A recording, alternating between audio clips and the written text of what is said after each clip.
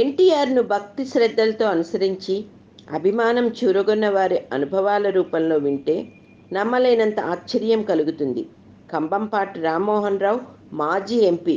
ఇప్పుడు తెలుగుదేశం నాయకత్వం ఆయనకు పదవులు ఇవ్వలేదు. కానీ ఎన్టీఆర్తో మొదటి నుంచి ఉన్న ఒక నాయకుడు విద్యార్థి దశలోనే ఎన్టీఆర్ కథానాయకుడు కథ షూటింగ్ సందర్భంగా గుంటూరులో కలుసుకున్నారు. ఆయనకు వారంతా కలిసి వేసిన గజమాల ఆ చిత్రంలోనూ ఉపయోగించారు. అప్పటి నుంచి అభిమానిగా దగ్గరయ్యారు. కాంగ్రెస్పై వ్యతిరేకతతో మీరు రాజకీయాల్లోకి రావాలని అడుగుతుంటే 60 తర్వాత వస్తాం బ్రదర్ అంటుండేవారట. తనకు గొప్ప జీవితం ఇచ్చిన తెలుగువారికి ఏదైనా చేయాలనే తపన ఆయనలో స్పష్టంగా ఉండిందన్నమాట. దానికి తగినట్టే రాజకీయ ప్రవేశానికి నిర్ణయం తీసుకోగానే యువకుడిగా ఉన్న రామ్మోహన్ రావును కూడా రప్పించారు. నాదెండ్ల భాస్కర్ రావు కూడా ప్రాంతీయ పార్టీ కోసం ప్రయత్నిస్తూ ఎన్టీఆర్తో మాట్లాడిన మాట నిజమేనంటారు కంబంపాటి. ఏమైతేనే పార్టీ ఏర్పాటుకు నిర్ణయమైంది.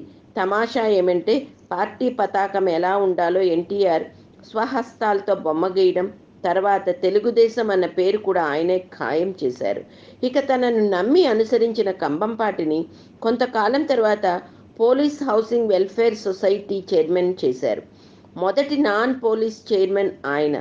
ఆ సందర్భంగానే ఆయన ప్రారంభ కార్యక్రమంలో ఉంటే ఎన్టీఆర్ ఫోన్ చేశారు. అతిథులందరూ చూస్తుండగానే 20 నిమిషాలు మాట్లాడారు. ఇబ్బంది పడిన కంబంపాటికి తర్వాత ఏం చెప్పారంటే, కావాలనే అలా చేశాను. నువ్వు కుర్రాడివి, వాళ్ళ ముందు నీతో మాట్లాడడం ద్వారా నాకు ఎంత దగ్గరో తెలియజేశాను అన్నారు. అది ఎన్టీఆర్ పెద్దరికం అంటే.